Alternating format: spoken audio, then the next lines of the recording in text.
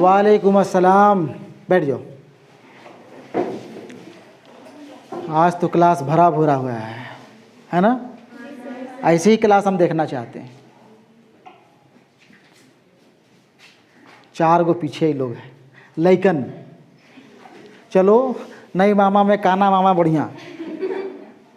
2-3 class हो चुका है, एक भी लड़के नहीं आए थे। आज कम से कम 4 तो आया। अगला दिन उम्मीद करते हैं 4 से कम 8 हो जाए। हो जाएगा ना? बाकी लोग भी बता देना है ना? बाकी लोग को भी बता देना क्लास अब सिस्टमेटिक ढंग से शुरू हो चुका है, ठीक है? और रोज़ाना क्लास करना है, रोज़ाना क्लास होगा, ठीक है? चलो, पिछले क्लास में हम लोग नवाए उर्दू से, तुम लोग को 2 किताब पढ़ना है ना जी? नवाए उर्दू और गुलजारे उर्दू। नवाए उर्दू और गुलजारे उर्दू देख लेना। इसके पहले जो हम क्लास लिए हैं उसमें बताए हैं कौन कौन सी किताबें तुम लोगों को पढ़नी है, ठीक है? वो सारा हम चर्चा कर चुके हैं पहले, फिर दोबारा हम बोलना नहीं चाहते हैं, लिखना नहीं चाहते हैं। लेकिन 2 किताब तुम लोगों का है, नवाए उर्दू और गुलजारे उर्दू। नवाए उर्दू 2 हिस्सों में बटा हुआ है, हिस्सा शायरी और हिस्सा नस्र, ठीक है ना? शुरू में हिस्सा नस्र है और उसके बाद हिस्सा शायरी है। हिस्सा शायरी में भी 3 सिन्फ है। हिस्सा शायरी में 3 सिन्फ है जो तुम लोगों को पढ़ना है, गज़ल, नज़्म और रुबाई। पढ़ना है ना? गज़ल, नज़्म और रुबाई तुम लोगों को पढ़ना है। गज़ल में भी कौन कौन सी गज़लें तुम लोगों को पढ़नी है, किनका किनका गज़ल पढ़ना है, हम ये सब बात इसके पहले क्लास में कर चुके हैं ना? आज हम लोग ये देख लेते हैं कि गज़ल के बाद नज़्म में कई नज़्म पढ़ना है तुम लोगों को, किन किन का नज़्म पढ़ना है, ठीक है?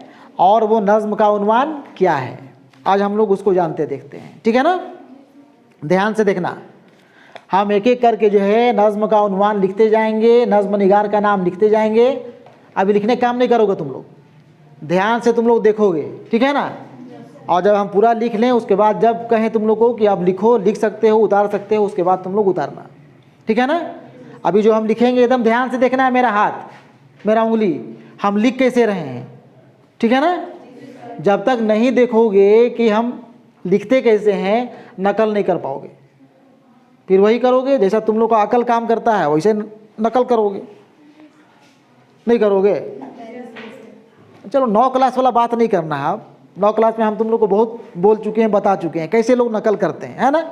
कैसे उतारते हैं कोई चीज़ को, तो वो काम नहीं करना है तुम लोग को। ध्यान से देखो। हिस्सा नज़्म, हिस्सा शायरी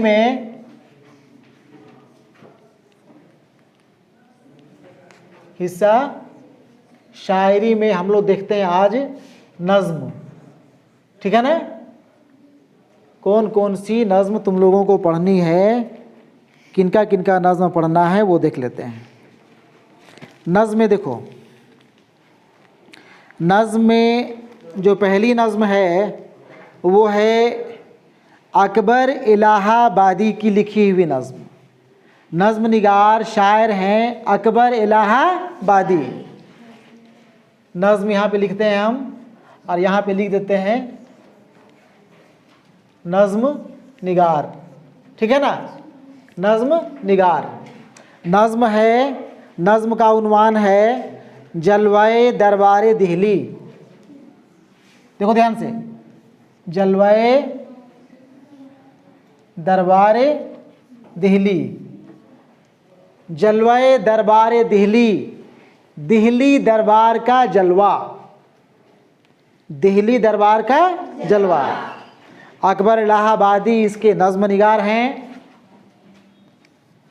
अकबर इलाहाबादी, ठीक है ना?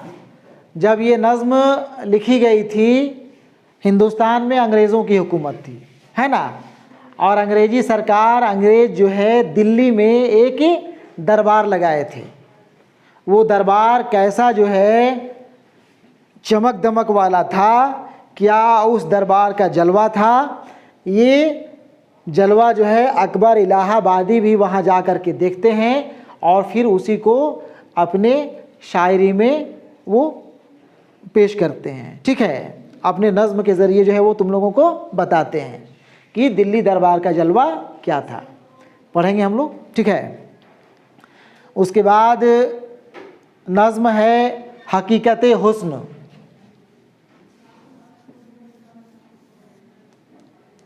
नज़्म का उन्वान है हकीकत हुस्न। क्या लिखा हुआ है? हकीकत हसन नहीं पढ़ोगे तुम लोग, और हम हुस्न अगर पढ़ के ना बताएं, हकीकत हुस्न ना कहे तो हसन नहीं पढ़ सकते हो। हसन भी तो ऐसे ही लिखाता है, तो हकीकत हसन होगा क्या? हकीकत हसीन होगा क्या? नहीं होगा ना। इसको पढ़ेंगे हम लोग हकीकत हुस्न।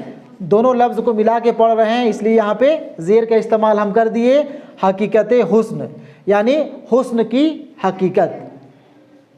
हुस्न का क्या हकीकत है? हुस्न खूबसूरती है ना, क्या इसकी अहमियत है, क्या इसकी हकीकत है, वो हकीकत अल्लामा इकबाल बताए हैं।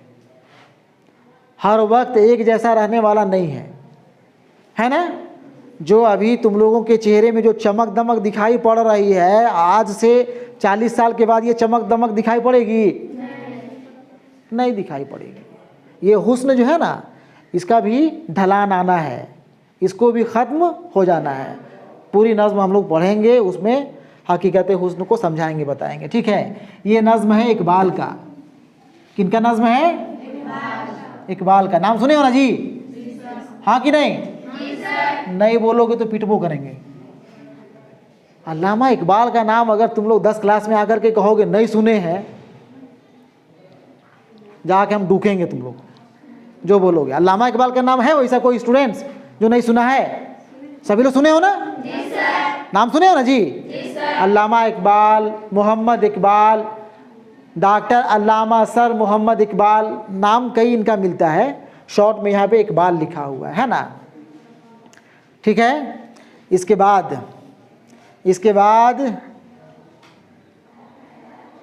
नज़्म है, नज़्म का उन्वान है गर्मी और देहाती बाज़ार। गर्मी और देहाती बाज़ार। गर्मी और देहाती बाज़ार, गर्मी का मौसम और देहात का बाज़ार, इसका सीन हम लोग देखेंगे, इसका मंज़र हम लोग देखेंगे कि गर्मी के दिनों में देहात में लगने वाला बाज़ार का कैसा मंज़र होता है। और ये मंज़र दिखाएंगे तुम लोग को, ये मंज़र दिखाएंगे जोश मलिह आबादी। कौन दिखाएंगे? जोश मलिह आबादी। यहाँ शॉर्ट में हम लिख देते हैं जोश। ठीक है ना। जोश मलिह आबादी नज़्म निगार हैं, शायर हैं। ये गर्मी और देहाती बाज़ार का ज़िक्र किए हैं। गर्मी और देहाती बाज़ार, गर्मी और शहरी बाज़ार नहीं, देहाती बाज़ार का ज़िक्र है ना। और सर्दी का मौसम का बाज़ार नहीं है, बरसात के मौसम का बाज़ार नहीं है, गर्मी और देहाती बाज़ार। कहाँ ध्यान?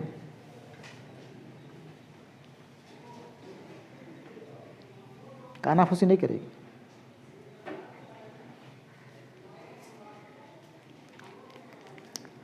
चलो आगे देखो, अगली नज़्म ओ देश से आने वाले बता।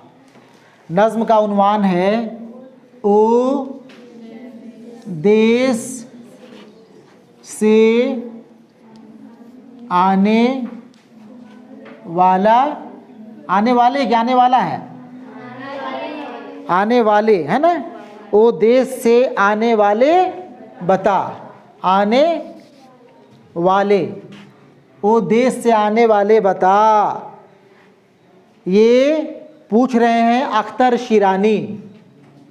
अख्तर शिरानी, अख्तर शिरानी कहीं विदेश में दूसरे मुल्क में रहते हैं, जो अपने देश से वहाँ जाने वाले से पूछ रहा है, वो देश से आने वाले, बता, अपने देश का हाल बता, अपने लोगों का हाल बता, अपने गांव का, अपने जगह का, है ना, उसका हाल बता। वो हाल चाल पूछेंगे अख्तर शिरानी, है ना।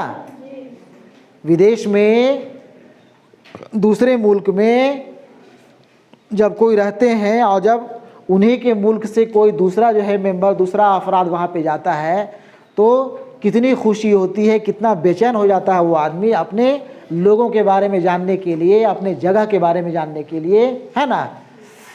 ये पूछेंगे अख्तर शिरानी, ठीक है ना। नज़्म का उन्वान ओ देश से आने वाले बता। नज़्म का उन्वान क्या है? ओ देश से आने वाले बता। बोलो सभी लोग, क्या उन्वान है? ओ देश से आने वाले बता। हाँ, कौन पूछेंगे? अख्तर शिरानी। कौन पूछेंगे? अख्तर शिरानी, ठीक है ना। चलो ठीक है। आखिरी नज़्म है आंधी। नज़्म का उन्वान क्या है? आंधी। सब कोई नहीं बोले, क्या उन्वान है? आंधी। आंधी। और आंधी के शायर हैं कैफी आज़मी। नज़्म निगार कौन है? कैफी आज़मी। शायर कौन है? कैफी आज़मी। नज़्म निगार कौन है? कैफी आज़मी। सबका आवाज़ सुनाई पड़ा और तुरंत कह दिए शायर कौन है, तो आधा लोग चुप हो गए। अरे बाबा, जे नज़्म निगार वही ना शायर हैं। आंधी के शायर कौन है? आंधी के नज़्म निगार कौन है? ठीक है ना। यही तुम लोगों को नज़्म पढ़ना है, इन्हीं नज़्म निगारों का। 1 2 3 4 5 नज़्म है। पांचों नज़्म का उन्वान जहन में रहना चाहिए, ठीक है ना। याद रहेगा ना जी। इसी से तुम लोग को अगर टर्म 1 एग्ज़ाम होता है, अब इस साल जो है पिछले साल जैसा 2 बार एग्ज़ाम होगा, 1 बार एग्ज़ाम होगा, अभी इसके ऊपर कोई क्लियरेंस नहीं है, ठीक है ना। अगर एग्ज़ाम 2 टर्म में होता है, टर्म 1 होगा तो टर्म 1 ऑब्जेक्टिव होगा, जैसे हुआ था पिछले साल, है ना। अगर ये सब जहन में रख लोगे, सारा उन्वान, नज़्म निगार का नाम, तो इसी से कई सवाल तुम लोगों को पूछेगा, ठीक है ना। याद रहना चाहिए, है ना। और एक एक करके जब हम लोग नज़्म पढ़ेंगे, उसको समझाएंगे, तो उम्मीद करते हैं कि तुम लोगों को नज़्म और नज़्म निगार का नाम याद हो जाना चाहिए, ठीक है। ठीक है, आज इतना ही रखते हैं। कैसा? आज इतना ही। अब तुम लोग इसको उतार सकते हो। लिखने का भी प्रैक्टिस हो जाएगा, है ना। लिखने का भी प्रैक्टिस कर लेना है, सिर्फ हमको बोलना और भूकना नहीं है, तुम लोग को भी काम करते जाना है। सुनने के साथ साथ लिखने के काम भी करना है। चलो इसको उतारो, ठीक है।